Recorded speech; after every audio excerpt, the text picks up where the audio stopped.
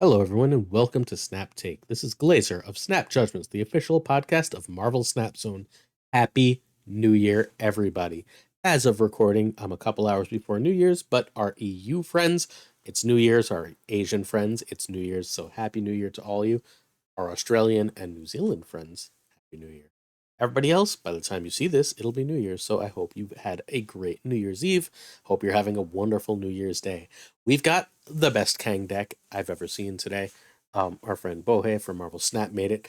We've got the deck I got a 1-for-1 Infinity border with a sick win rate. It's better than 74%. And we've got a look at both how to play and beat the Black Knight decks because our friend Johnson made a Black Knight deck that he is having great success with. It's based off the Zun's deck from yesterday's video. Before you go any further, I'd like to invite you to hit that sub button, like, comment, do all that good stuff to help us grow. We are doing our best to get to 8,000 subs, and you can help us get there for completely free. We also do the biggest giveaway in Marvel Snap every single season. We are giving away 15 season passes. 10 of those are active right now. This is your last chance for those first 10. All you have to do is comment on this video, and you're entered to win one of those 5 passes, one of those 10 technically. Every video is 1 comment equals 1 entry, going back to last Wednesday's video up to today's video. There's also the giveaway happening on Twitter currently. So if you're interested in that, make sure you check the tweet linked in the description. And for our podcast, which happens on the Marvel Snaps on YouTube, there will be 5 more season passes given away next week. We are also giving away at least 2 season passes on our Patreon. These are exclusive to people who are in our Patreon. Please check that out at patreon.com/snapjudgments. We also maintain a giveaway sheet, which is a Marvel Snap resource of every active giveaway we can find in Marvel Snap. Thanks and Happy New Year to our friend Banshee, who helps us maintain the sheet, honestly does most of the work at this point. This is, again, not something we benefit from. It's just a way for you to find some cool content creators and get some free stuff in the process. We begin today with the question of the day. Then we've got Snap News. Actually, I think I might have flipped the order for that. We'll see. We've got Snap News. We've got 2 new albums that are data mined. Thanks to SnapFan for finding those for us. Then we've got my Infinity winning deck. It's going to say Infinite Ticket because I don't know how to type sometimes. But I won an Infinity border with this deck. Honestly, ridiculously easily. It's amazing against everything but Loki. Loki's a tough matchup, but everything else, this seems to be rolling the face off of. It is a deck that is modified from Get Wrecked, so credit to him. We've then got our last day Selene review. I like to, the day before the card turns over, give a last day review should you use spotlight caches on this card. So we're going to do that for Selene. Then we've got Bohe's deck. Bohe's deck is the deck that you saw on the thumbnail, previous slide. Bohe's deck is absolutely excellent. It's the best home for Kang ever. From then, we go on to more deck credit thoughts. If you're curious about my larger thoughts on the cozy controversy from yesterday, I guess from over the weekend, yesterday's video has long thoughts. Regis Kilbin chimed in. We're going to look at Regis's thoughts. Then Streamer Johnson talks about Black Knight, and we're going to make that our Meta Monday. Every Monday, we look at a meta deck, both how to play it and how to beat it. So that's what we're going to talk about. Finally, we'll finish with our shop and shoutouts. All right, so the first bundle we've got, the first album we've got that is data mined is Pixel X-Men. I believe I have like 3 or 4 of these already, so that's pretty damn cool. I should be relatively close. I have Jean, I have Polaris, and I have Magneto. I bet you I have one more because I don't really look at pixels that closely. But hey, I'll take that free one. I am not buying pixels for this album. I will eventually fill it out because pixels are a thing that just randomly gets filled out as you go. But it's cool to see an album of 700 gold, cheap, easy to achieve variants that we don't have to go out of our way to grab. The second one is much cooler to me. I love me some steampunk variants, and getting these steampunk variants seems like a really great time to me. I have many of these already. I have the Viper, I have the Shocker, I have the Quinjet, I have the Hulkbuster, I have the Falcon, and I have the Destroyer and Bishop. So I'm already at like 8 or 9 of these. Will this push me to buying the rest of them? If the reward is good enough, if the reward is like 2,000 credits or some spotlight keys, no. But if the reward is a variant I really want or a avatar I really want, then look, there's at least an extra couple of these like that. Still a really cool armor. I like that Moon Girl. I'm not sad to have that Infinite. That might get me to buy them. And Ghost is one of my favorite cards. I know it's bad, but I still love it so much. All right, so hopefully you're interested in these new albums that are coming to Snap. Our questions of the day. Question 1 from the amazing name of SD Don't Be Evil asks, do you think we'll ever see another archetype based on an entirely new mechanic? Think on reveal, ongoing, etc. If so, when? I'd guess a couple months into the year. I'm thinking March, April, that something will be introduced. Every game introduced new keywords over time. If you've played Magic over time, you've seen 1,000 keywords introduced to the game over the time you've played. We're going to get some in Marvel Snap eventually. Strong Vuin, excuse me if I pronounce that wrong, wants my opinion on the strongest 6-cost card. So, this is easy, I think. It's Doom. A lot of people are going to say it's Blob. Blob is the strongest in a specific archetype. Blob is the strongest in either Ramp for Blob or Thanos. Outside of that, it's Doom. Doom goes in like 1,000 decks, and it's amazing in all of them. Doom even fits really well into those Ramp decks, into those Lockjaw decks. So I think Doom is the very best 6-cost card. I think Blob is probably second, with Alioth third. Oh, slight problem. Are we counting Thanos as a 6-cost card with all the stone generation and everything else? That probably puts it second. I still think Doom is probably the best overall. Gabriel Rodriguez, there was more to your name, I'm so sorry I didn't have space on the slide, asks why Ms. Marvel hasn't been in Spotlight Caches.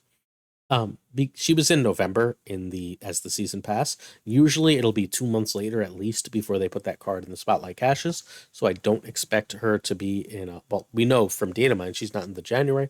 I would fully expect her to show up in the February Spotlight Caches, which is around the cadence that we usually get. I'm hoping she's the first week of February. That would be my immediate working guess. She's not going to be in January. That's just not how the game she's not going to be in December ever. Once in a while, she'll show up the month after in January, but they're going to make us wait the extra month. Which is to say, if you can afford it, buy the season pass. It's unbelievable value. The card is basically always worth it, even when it's short and it's a narrow card. The sheer amount of stuff you get for your money is way over the top for Marvel Snap. I consider this a subscription-based game where you should always buy that card. Jinx wonders, I know how to type once in a while, wonders how often to switch decks. It's a complicated question. So, are you the type of person that's capable of just playing one deck over and over and mastering it? If you are, you should, as long as that deck is really good, basically never switch. As long as the meta hasn't shifted so that that deck is bad. Let's say you master Loki, which has been the best deck for 4 freaking months, which is absurd. Let's say you master Loki. How often should you switch? Never. You're playing the best thing. Keep going. If you're playing a top tier deck, unless the meta shifts, you should continue to play so. However, I would die of boredom. Those of you who follow this channel for a long time know I switch decks all the time. Playing one deck for a whole Infinity Conquest hurts. So I vote that you change decks whenever it makes your gaming experience more enjoyable. But that's not the best way to climb. The best way to climb is to really, really master one deck to become amazing with it, and you will do better with it. If you'd like your questions read out in tomorrow's video, leave one in the comments. All right, I hit Infinity with this deck. I know it says Infinity Ticket. I don't know how to type. I went 7-1 ladder, and I went, ooh, this feels real strong. Both of my losses were location-based things where I was just like, ugh, retreat quickly. So I took it to Infinity Conquest because I had a couple hours today. New Year's Eve, and I'm just spending time with my family, and we're watching cartoons. So I was like, you know what? Let's go. And as let's go, I take this deck to Infinity Conquest, and I rolled. I lost 4 cubes once because I played a Bast on the last turn in the wrong location. I had it in the right location. I pulled it back. I put it in the wrong location, and I lost 4 cubes. If we're in the other location, I would have won. Besides that, I lost 1 or 2 cubes a couple times. This deck is incredibly strong. I did not face Loki, but I faced multiple lockdowns. I faced a discard deck, which kept discarding my Iron Man. I faced the Thanos deck that everyone is playing. That's one of the best decks in the game. And I beat them all. This is an incredibly strong deck. What we basically want to do is get a bunch of low power things out, bounce them, use them to power up Bishop, and then play Iron Man, then use last turn to have a crazy hit monkey because you have a bunch of 0-cost things because of Beast, and Mysterio to power up that hit monkey. Shadow King is great if there's something you can't go over the top of. You play Shadow King generally on 5, honestly, over Iron Man. It's totally fine. But Iron Man says that even things as big as Blob are not an answer. Because if you go, you know that they're going to try and usually blob on your big thing because they can go over the top of it, right? So they're going to blob on your bishop. They're going to blob on your like lane that you look like you're setting up. So you drop an Iron Man there, and then you drop a Hit Monkey or a couple demons there, and there's nothing they can do. You've gone so big that their whole world is rocked, and you beat it. It's been amazingly, amazingly effective. You can also use Iron Man to set up, and I won a Nexus match with this, where if you know they have Enchantress, right? Like you can use Iron Man to bait that Enchantress on the last turn, but then you drop like that Bishop and Hit Monkey there, like that's your Hit Monkey lane. So you just they Enchantress thinking that that's a lane they've won, and you go right over the top.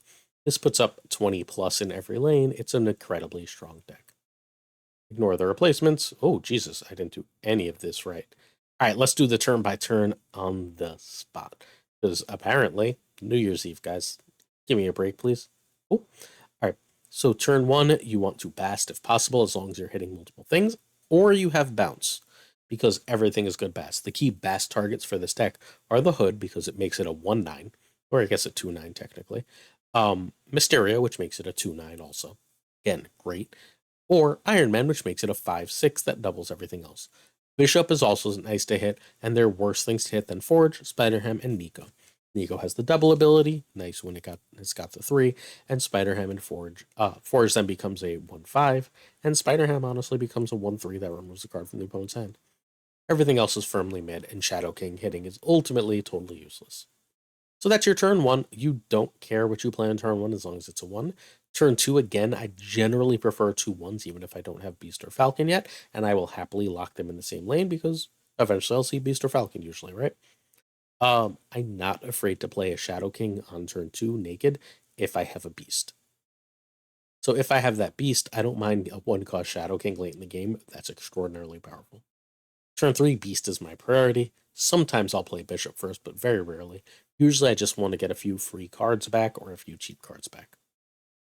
Turn 4, I'm playing very little as a general rule, unless I have Bishop. If I have Bishop, I play Bishop. Sometimes I'll play Hood for an extra demon, but that's usually it. I don't mind getting a couple demons out early, even if they summon that Killmonger. Who cares? I usually have 2 to 3 demons per game. Turn 5 is usually Iron Man if possible. If I have to, though, I'm perfectly happy to go Mysterio, Hit Monkey, and Zeros on that turn, and then Iron Man and usually a demon on turn 6. And that's the turn by turn for this deck. Cool. I'm snapping whenever I realize what they have, and I realize my numbers are bigger. So that tends to be around turn 4, although if I have the Nico destroy a card, I'm happy to destroy literally any one that's not the demon with Nico to draw 2. If I have that, I'm snapping immediately. Short of that, I'm snapping if Bast hits enough good stuff. If Bast is hitting 2 of Hood, Mysterio, and Iron Man, I'm usually snapping. And I'm usually snapping if it gets to about turn 4 and I can see their power total and it's not catching mine. Let's talk variants quickly. Oh, sorry, replacements. You can do without Nico on this deck. You're losing a snap condition, but you're fine. Run Iceman. Cool. Spider-Ham would also be Iceman if you're missing both. Then one of them becomes a card like Korg for that extra bit of disruption. You need Hit Monkey. You can't play without Hit Monkey. And, unless I'm mistaken, that's all the high series cards in this deck. Cool. Next up, variants. We've got Fast, Spider-Ham, Iron Man, Beast, Hit Monkey, Bishop, Mysterio, Falcon. 8-hip deck, you love to see it. We've got the Noir Hood, the Midnight Suns Nico, this really, really cool Shadow King, and the Hellfire Gala Forge. I think this is a very pretty deck. I really enjoy the variants in it. All right, last review for Selene. Series 5, 6,000 tokens. On reveal, afflict the lowest power card in each player's hand with -3 power. Selene's, okay. In a week, Selene is slightly better than Howard the Duck and is going to be the 1-drop bad card that you can get in your Series 5 Spotlight caches. That's what Selene's going to be, unless they buff her seriously. She is the Series 5 card that you don't really want to pull. That means you shouldn't spend Spotlight caches on her, unless you need Iron Lad and or Black Knight, both of which are about top 10 to 15 cards in Marvel Snap, that you absolutely want, you should not be pulling for Selene. She is a mediocre card at best. Don't get Selene. I don't know how to make that clear. Don't pull just for Selene. However, this is the best Selene deck in Marvel Snap as far as I'm concerned. There's another one from Den we'll look at probably Wednesday, but I think this is better. I think this is better largely because Kang in this deck is freaking brilliant, and I've never found a use for Kang before. What Kang does, is it gives you a free snap if you have Ravonna on turn 4, and a target for Selene that hurts your opponent and not you. And if that Selene is hitting another card that's not Kang, odds are that's Green, Hob, or Hood, any of which are amazing targets, right? So now that gives you a fourth, just great target for that Selene. You don't want to play Selene without one of those cards in hand, though. So you've got this giant, massive negative Hood or Goblin. You can snap once you're setting this up. Your opponent, unless they also have a Nihilist, has to get real nervous at that point, like you can clog their board, and they're often going to run. And if they don't, you've still got Kang for that snap on either turn 4 or turn 5. That's free cube equity in this deck in particular, which can take extra advantage of it. Hence the 74% win rate, and even more than 74% win rate, this has a like 1.2 cube rate that we're going to talk about in a second. So you need all the high series cards except Selene and Kang here. Kang can honestly comfortably be any good too. I would start with something like Jeff.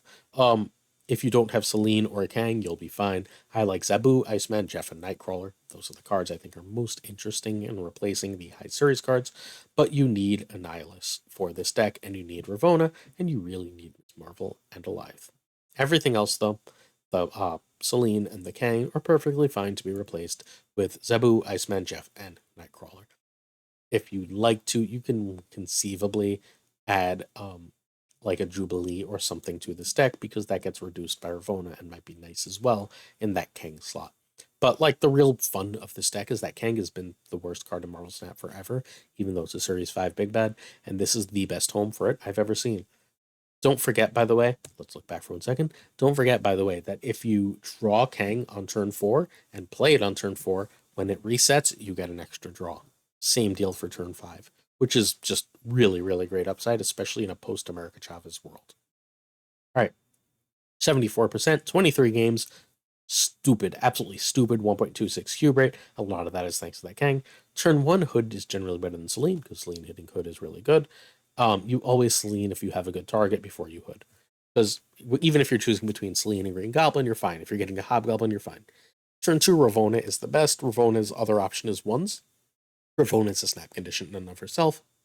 But, you sometimes wait, because Kang himself is such an amazing snap condition that you'd rather not give up that equity early. Turn 3, Green Goblin or Storm right. Storm is always right, because if you play Sentry, then when you send Sentry over, their lane isn't full. You're giving them a -10 in that lane. So Green Goblin is Sentry or Storm right. Turn 4 is Snap Kang. Is better than Sentry, which is basically equal to Hobgoblin. I like Sentry a little better, but not much. Is better than Ms. Marvel. Turn 5 is Annihilus, or the same crap as turn 4. And turn 5 is Annihilus or Alive. That's the play. Variant time. We've got our Spotlight Selene, our Noir Hood. We've got a Hip Ravonna, a Hip Ms. Marvel, a Hip Hobgoblin, a Hip Annihilus, and a Hip Alive for 5. Great. We've got the Storm they gave us for that music video thing they did that was strange. I've got that a gold, so I like it.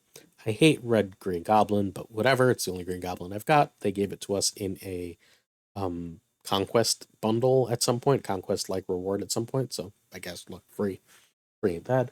This is my favorite Viper. I also have Steampunk, but I like this better. I love Merge Century. I have Christmas also, but whatever. And I got this Kang. It was one of my last 5 variants. This is so much better than the base art Kang to me. So far so good. We're looking good with these decks. All right. So, okay. Over the weekend, Cozy shared a deck. The deck was, as far as anyone can tell, created by Revis. This caused a controversy. Revis was away. People were like, Cozy implicitly, if not explicitly, because he did not explicitly say this, presented this as his deck. It was seemingly not. This caused a big controversy. I have a million thoughts about this in yesterday's video where I go over all the tweets, all the different conversations about it. If you're interested, check it out.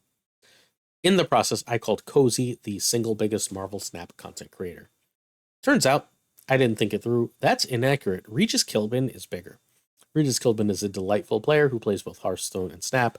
He creates decks and videos for both, and he's the biggest. He's got a ridiculous amount of subs and views on everything. He released a statement on deck credits and what he does. Let's take a look, and I'll give you my thoughts as we go. So, reading. Here's how I try to approach deck crediting. I'm sure I've messed this up and will again, but it's a rough goal for me if any other folks find it helpful. And immediately good news. I've messed this up and will again, but it's a goal. Trying. Yesterday's video was all about effort. We love to see people trying to do and be better. If I see a cool deck on Reddit or Twitter, credit them in the deck name with the source, link, and description. I actively look for cool decks to showcase in this manner all the time. I have a bookmark folder where I save them all. Spoiler, me too. I have a million different folders of really cool decks for different people that I can try and credit them. That's great. That's tier 1 stuff. You got the deck from somebody, you saw it, you credit them, they hopefully get extra views. I'm literally 200,000 less subs than Regis, right? But you just try and give them whatever extra views you can for creating the thing. You'll love to see it. If the deck is from Untapped, just say it's from Untapped. Source link in the description, try to mention in the intro, this is the best deck on Untapped, good data on Untapped, or whatever. If it's particularly low sample size or looks unique, I'll try to poke around a bit on Twitter to see if I can find an attribution. Sometimes it has a strong lineage because lots of people will be talking about it and citing it in their tweets. I got this from blank. But sometimes there's not a clear originator, and just letting people know I didn't personally create it is more than enough. Again, you love to see it. There's such thing as lies of omission, lies of not telling people where things came from, which when you do will often lead people to believe you did it. So giving credit, even if it's too Untapped, is great. I've got a big enough network, let's call it a network at this point, where when this happens, I can usually send a message to a few people and get a good idea of where a deck came from. Once in a while, there's a Loki Seline deck I covered, I want to say last Wednesday or Thursday, that I still cannot figure out who made, that's got a crazy high win rate. No one's taking credit for it. So that's just from Untapped. It's a really good deck. Please feel free to play it. Right? I think that's also awesome. I would like a little more work for that kind of thing, but whatever. Regis goes on to say, I rarely use standardized lists because it's not interesting. They're not interesting videos to me. But if I do one, I try to tie it to an individual performance. Rank 1 infinite or tournament results or something to give some degree of interest and try again to distance myself from his creation. I mean, if it's a tournament deck, I just credit whoever played it, because what's interesting about tournament decks isn't the deck itself. It's that someone is able to pilot this well enough to win, unless I already know it has a direct creation, right? If Lambie wins with a deck created obviously by, I don't know who else, by Cozy, why not? That was obviously created by Cozy or Who or KM or Brevis or Ika or whoever, then I will say Lambie won using the X deck. But I think what's most interesting there is that they won the tournament, and that's a piloting issue, which means that you can conceivably learn to pilot that deck well enough to get a similarly great result. I think that's what's interesting. The next deck we're going to talk about, the person who was number 5 in the world with it yesterday, hit number 1. Cool. That's worth noting. That doesn't make the list more or less distinct, and you just sort of say where it came from. Finally, I just make my own list for new cards or memes. I almost never try to make my own list if it's not weird in some way, so I never run simultaneous independent creation problems. No one's optimizing towards memes. I guess that's fine. We don't really do memes here. We're trying to help people get to infinite. I do make a bunch of new decks for new cards. I also take them from people and change 3 or 4 cards fairly often, but if it's got enough to be the same deck, I always credit the original person. As for the conversation at large, I'm sure there are people independently optimizing down to the same 12 cards more often than we think, especially when many decks start at A+ card cores. There are usually a limited number of options that make sense at a given curve. For me, it's going to come down to details and patterns of behavior. If someone is always presenting cool new decks as their own unique creations, you might start to question why. But here and there, it's not crazy that someone arrive at the same deck. Which is kind of the point of the Cozy deck, because it's not that my issue, not everyone's issue. wasn't that this happened once, it's that the deck video before this, he also did not credit in the video Hella Enjoyer, who created that deck. So this was 2 decks in a row, which to me was enough of a pattern that I thought there was a reason to question, not to blame, not to accuse, not to yell at, to ask a question and ask someone to do better. Cool. Ultimately, it's probably more about letting people know I didn't make this than is letting them know blank made this with perfect accuracy. 100%. See why I love Regis? Take that. Get it tattooed on yourself. We agree. Zuns. This deck was actually yesterday if you want the full deck guide. Top 5 over 10,000 snap points. Nah, this is the number 1 deck right now. We're not going to recover it. Amano was the number 2 player in the Conquerors event. Created this deck over the weekend. Made a video on it that you can find with English subtitles on Amano Satoshi's YouTube. So check that out. Yesterday's video again has all these links for you. Made this deck that we covered. So Black Knight is becoming meta. So Johnson, Streamer Johnson, top 4 in Snap Battle Arena, makes the top of like every freaking tournament. Just an absolutely unbelievably great player. Streamer Johnson is my current pick for second best player in Snap. If you'd like to hear us talk about that, I had a podcast with Lambie literally yesterday. I guess it released Saturday technically, but whatever. It's on Marvel Snap Zone's YouTube. It's on all the podcatchers. It's called Snap Judgment. Surprise, surprise. Where Lambie, Peaceful Sea, and Savage Yeti and I talk about the best 6 ever in Snap. Johnson comes up. Johnson's an absolutely elite player. Cool. Johnson took a look at this Zun's deck, and I don't know if he saw the Amano deck, but fundamentally ended up sort of smashing these 2 decks together. He changed 2 whole cards. He added Enchantress and he added Magic. And look, Zuns is the number 1 player in the world at 14 frickin' years old, which is straight up prodigy level shit. It's amazing. So Streamer Johnson's edits may or may not be worth it, but because this deck is becoming so important, I wanted to talk about how to counter it as well as how to play it. I think anything that takes over the meta is worth a meta Monday. So if you're stuck on replacement cards, look at all 3 versions. If a card is in all 3 versions, you're stuck. If it's only in 1 or 2, then replace as needed. I believe in you, folks.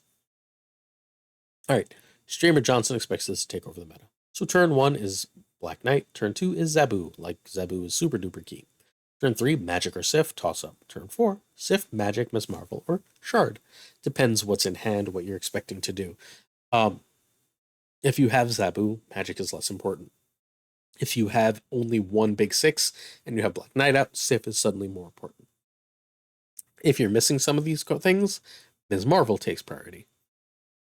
If you sift on turn 3, then Shard is going to be a really safe play if you don't have Zabu, and you want to make sure you get that big Shard out because it's relatively safe. Turn 5, Sarah, or just look at turn 4 and do the same thing. I would much rather play a Sif or Magic and Zabu usually than Sarah. Turn 5, pass if you're stuck with Infinite. If not, drop whatever you can. And turn 6 and 7 are sort of everything you can. If you've got Zabu and Sarah, your 4 cost 2. And if your 4 cost 2, you can spend your last turn going something like Ms. Marvel, Shang-Chi, and Shard. Something like Ghost Rider, Enchantress, and Ms. Marvel, so on and so forth. Any of these are extraordinarily powerful games that win a lot of cubes. It's easy to see why a lot of this community expects this to take over the meta. All right, how to play against it. So early Killmonger on Black Knight goes a long way. If you can take priority going into turn 3 is usually the first turn they're really discarding something for a Black Knight. If you kill that Black Knight, you are suddenly way ahead. Their tempo is screwed. They've maybe even snapped on that Black Knight, and you take advantage. If they make a Limbo, this has nothing. This does not have Leech. So Legion or Scarlet Witch that will kill Limbo, especially if they didn't already discard Infinite, are great. That locks Infinite up for them. And if you can do that on turn 6, you're going to steal cubes, period. If you have Cosmo, you can go over the top with ongoing Hella Enjoyer style decks. This particular version runs Enchantress. I would start with the assumption they're not running Enchantress until they proved it to me, especially on ladder. But since Johnson is a bigger name than Zuns, since Johnson is a bigger name than Amano, I would start to look for Enchantress in these decks. But if there's no Enchantress, then the basically the combination of Iron Man, Onslaught, and Tribunal will go over the top of this a lot of the time. If you can manage to throw priority going into turn 6 and 7 and can read your opponent properly, there's going to be something to either Shang-Chi or Enchantress fairly often. So take your time with that. If you can discard their cards, great. Things like Black Bolt, Moon Knight, and third card, Black Bolt, Moon Knight, and Silver Samurai are awesome against this deck. And because like you're discarding extra stuff and they want to use Ghost Rider and extra stuff discarded is really good. And finally, this deck has a very specific set of draws it really wants and needs. And if it gets Rocks in its deck or Widow to stop its draws, that can also ruin its day. If it gets its stuff going, though, the only real answer, if everything gets going and you can't throw a arrow, is Blob, because Blob will often, especially in a Thanos deck, just go straight over the top. Everything else is going to be a challenge. This is a great deck. Quick variant look. Blade, Sabu, Sif, Ms. Marvel, Enchantress, Magneto, Infinite, 7 hips. We've also got the very cool Flaming Sword Magic along with Electric Sword Black Knight. They're not the same arts, but still pretty cool. And Jacinto for Ghost Rider, Shang-Chi, and Enchantress, which means that this is an awfully pretty and thematic deck. That makes me very. All right, variants of the day. I love this Martyr, but I have a hip. I love this Loki, but I already spent 1,200 on a Loki, and they gave me a free Amazing Loki. And I may want the Vote Loki one. I love this magic. I have 4 magics. We talk about magics all the time, whatever. We talked about Ghost Spiders in yesterday's video, but this one is great, and I was very close to buying it. If this was 700, I would just have yet more usable Ghost Spider variants. Jacinto Onslaught is great. I have the hip. I have the Emperor Doom, which is more than good enough for me. I would like that Doom that's coming in a bundle in January. You saw it on the thumbnail to yesterday's video if you're interested. It's gorgeous. I have hip for Absorbing Man, praise, it's one of my favorite variants, and I need the hip for Rescue. Rescue is one of the last 2 cards I don't have a real variant for. I have a Pixel Rescue, it doesn't count. I want that hip Rescue. It will be my second to last variant. I need any white tiger that's not a Pixel, and hip Rescue, and then I am variant complete along with card complete Marvel Snap. You'll love to see it. All right, Patreon thanks to Models, Pretty Chill, Fother Newman, Inc., No Flex, Mandatory Burnout, Matt Conduit, Josh Apodaca, Rob Silverman, Matt H., Rob Rivern, Abigail Gieslin, Direwolf, Claris, and Min, our friend, the best. So I hope all of y'all are awesome. Happy New Year. Thank you so much for starting 2024 with me. I appreciate it. Hit that sub button, hit that like, hit that comment. Help us for free. And if you're willing to throw us some money, even at the $1 tier, that's like less than a penny a video at that point. Even at the $1 tier, check out the Patreon. We appreciate y'all. We hope you have an awesome day. We hope you've had a great holiday. Hope you got a break, some time off to do something you love. I'm doing something I love right now. Have a great day. I'll talk to you all tomorrow. Peace.